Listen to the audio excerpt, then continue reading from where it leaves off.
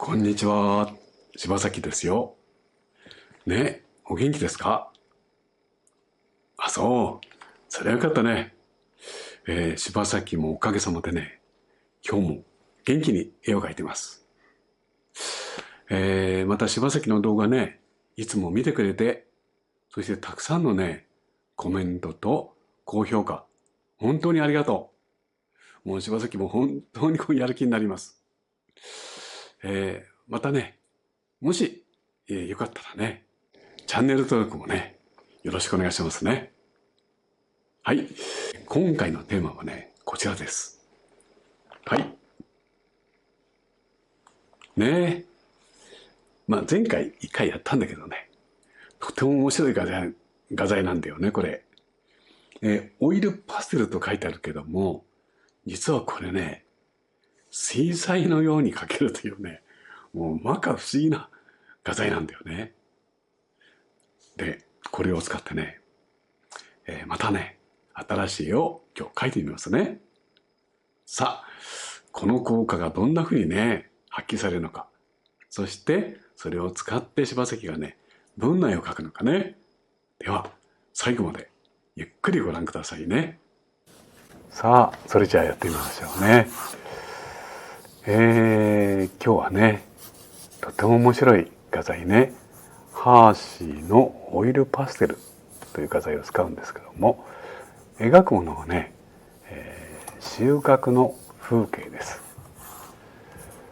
もう9月になって柴崎のお家の周りでもね、田んぼの稲が実ってね、とっても素敵な今感じなんですね。そういうことを頭に置きながら、楽しくね、この新しい画材でね、描いていってみますよ。まずはオイルパステルだからね、普通にね、こう塗っていきます。ただこれね、水でこう水彩のようにできるということなので、使ってる紙はですね、いつもの剣としてはなくて水彩紙に今オイルパステル塗っていますけども、ほら面白いですね。あれ不思議だね、これ。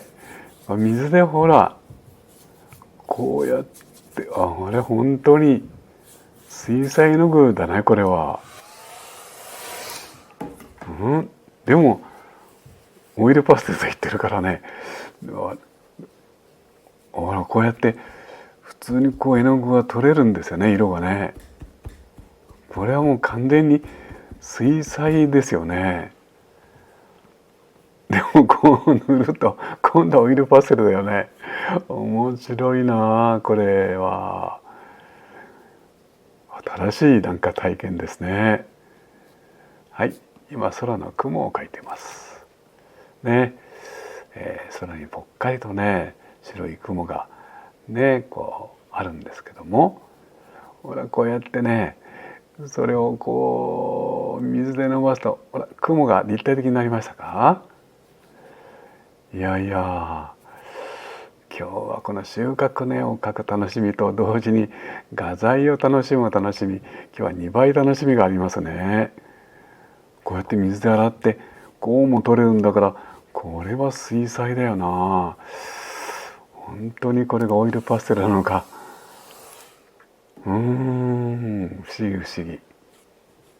はい、ではそこまで白で塗ってね、これもう完全にオイルパステルだよね。白乗っけたりして黄色を乗っけたりして、さあもうじゃあ画材の効果はね、ここで分かってきましたから、どんどん描き進めていきましょ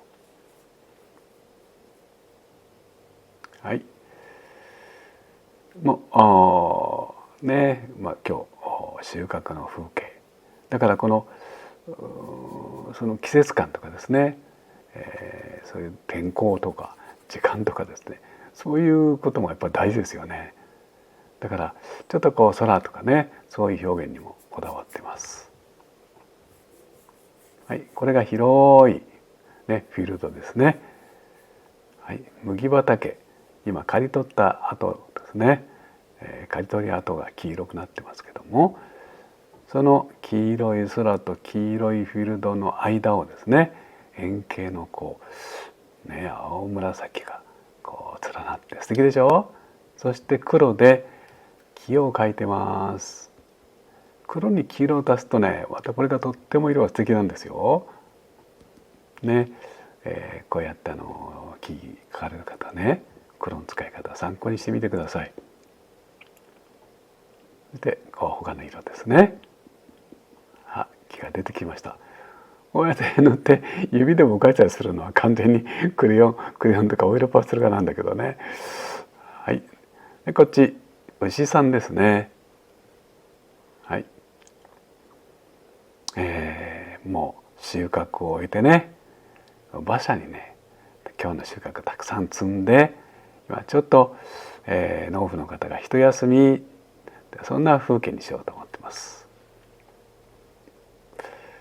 実は柴崎もですね、若い頃お米を作ってましてね、はい、農家だったもんだからね、もうこういう収穫の喜びってよくわかるんですよね。だからそういう自分の体験と気持ちもね、ここに入れてですね、絵にしていこうかなと思ってるんですけどね。はい、牛さんですよ。でこっちにね、農夫の方がね、ちょっと一休みっていう感じです。はい、次々と色を重ねていきましょう。これはもう完全にオイルパステルの描き方だよね。安心して塗っていけますね。はい。そしてここにね、収穫物満載の荷車を描きますね。はい、まずこんな色からです。はい、ここにですね。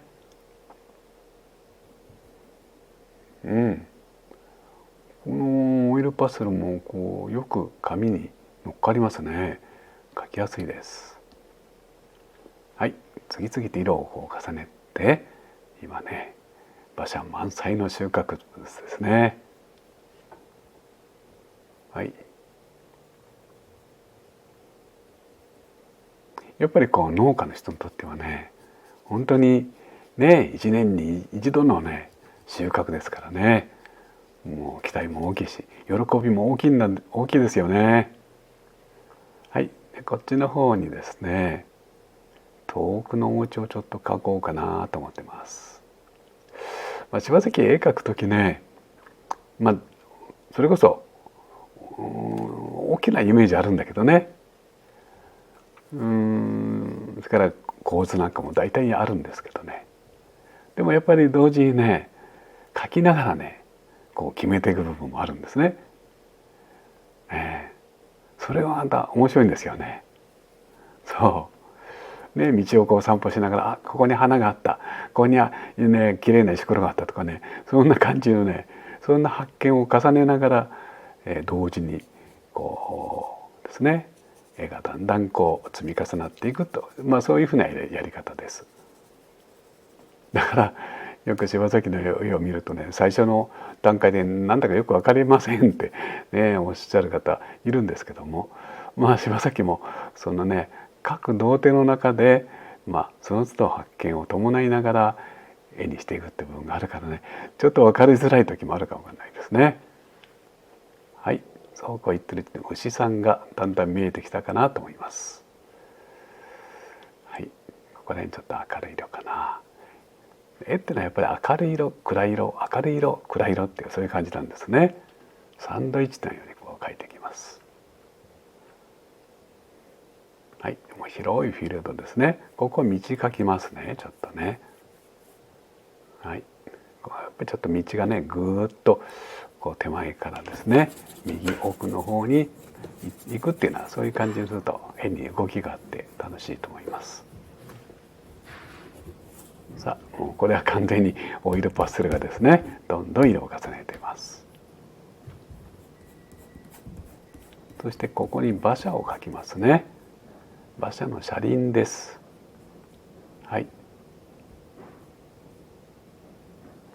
もう今はそうですね、まあヨーロッパなんか行かれてもね、こんなふうに馬車でね、まあ物を乗っけたりして、そういうとこはもうあんまりなくなったかなと思いますけども、しかしやっぱりとても郷愁がありますよね。それこそ柴崎も自分のね子供の頃はお家に牛を飼っていて、一緒に農作業をねやったという記憶もあるし、柴崎にとってもね懐かしいんですね。まあ今はねやっぱり何かとこう慌ただしいそういう時節ですけどね、ゆっくりこう時間が流れていく、自然とともにこう生活するっていうね、そういうスタイルっていうのはやっぱり人間にとってはやっぱりいいんでしょうね。はい、今度はカッターナイフ、ペンティングナイフでちょっと引っかいてますよ。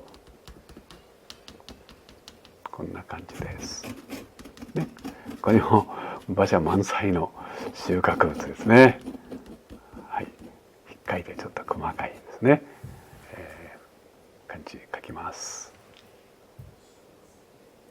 ちょっとお石さんのね、ちょっとお顔のあたりなんかをしっかり色塗り重ねていきましょうね。はい、どうかな。足元ですね。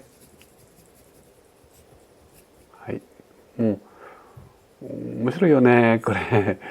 こうオイルパステルとしてどんどん描いていって、時々ね水でそれをね溶かしてあげるなんて新鮮な体験です。はい、さあ牛さんの足元も少しずつできましたよ。ここは遠くに見えるお家です。お家に見えるかしらね。ちょっと日陰描きますね。はい、もうだいぶお日様が地平線の方に近づいてきてるっていうね。もうだから今日は収穫終わってちょっと一休みしてお家に帰りましょうという感じですね。影が長く伸びてます。車輪ですね。こういう時はこう筆使って描けるからいいよねこれ。どうしてもオイルパステルだとね先端が太いからね細かいもの描きにくいけど、これはいいですね。そしてまたホワイト乗っけてですね、パステル画ですね今度は。だから水彩画になったらパステル画になったりね、はい、2度楽しめますねこの画材は。さあ今牛さんにこう、据え付けた、なんていうかな、馬車をね牽引する、道具ですね。はい、ちょっとずつこう具体的にしていきましょう。ねこう動物ね、牧場なんかに行けばね、牛さん馬さんとかいろんな動物いるけど、人間と一緒にこう仕事をする動物ってねもう今なかなか見れないですよね。はい、では人物を描いていきます。ねいや今日もいっぱい働いて、一日充実したなみたいなそんな感じですね。はい。やっぱりこのね本当に汗かいてですね、一生懸命仕事をした後にこうちょっとこうね涼風に吹かれるっていうのはね、やっぱりこう汗かいて仕事をした人が味わえる楽しみの特権ですよね。はい。では人物今ね青色塗りましたけど、これはこの収穫物のところが黄色やオレンジだからね、その反対色でこの青色にねこの人物を青色にしたんですよね。ちょっと素敵でしょ、こうすると。はい、で牛さんのあたりもですね、はい、ちょっと背中にも光を当てて夕日がねちょっと当たってる感じです。ここは人物の手にしようかな。お顔。じゃあまたフィールドの方ですね。もうこれは遠くの方にですね、ずっと遠くの方に行ってるって感じです。はい。そしてだんだん手前に来るこのフィールドですね。少しずつこう暗い色をこう間に挟んでですね、遠近感を作っていきます。ちょっとこうタッチをね、オイルパステルのタッチをこうね生かしながら、そしてまたそれをこう水で少しだけこうなじませてね、しっとりとさせて、でもやっぱりこのオイルパステルのタッチはやっぱり大事だよね。残しておきます。はい、もうちょっと細かいところになりましたね。どうでしょうか。ちょっとまだ直したいところだなちょっとこうハイライト入れたりしてね。はい、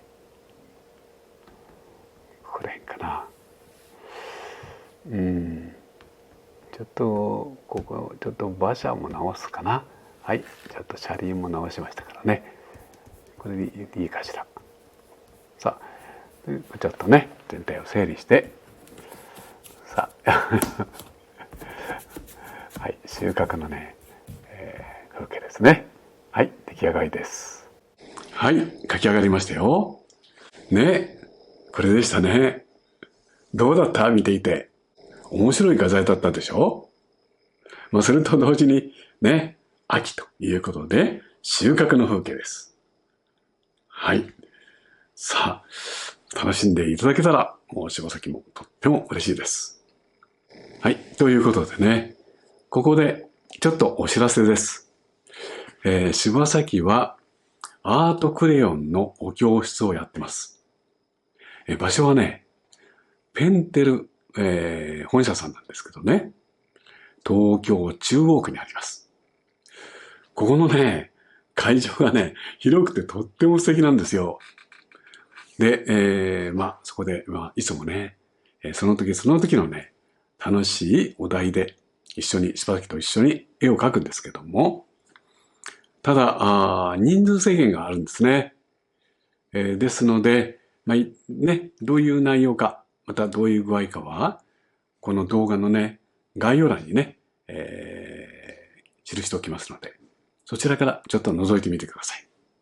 そして、柴崎と一緒にね、アートクレヨンを使って楽しくいろいろな絵を描いていきましょう。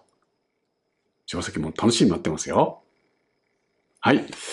さあ、また次回ね、違うテーマ、そして違う作品で柴崎はあなたとお会いしたいと思っています。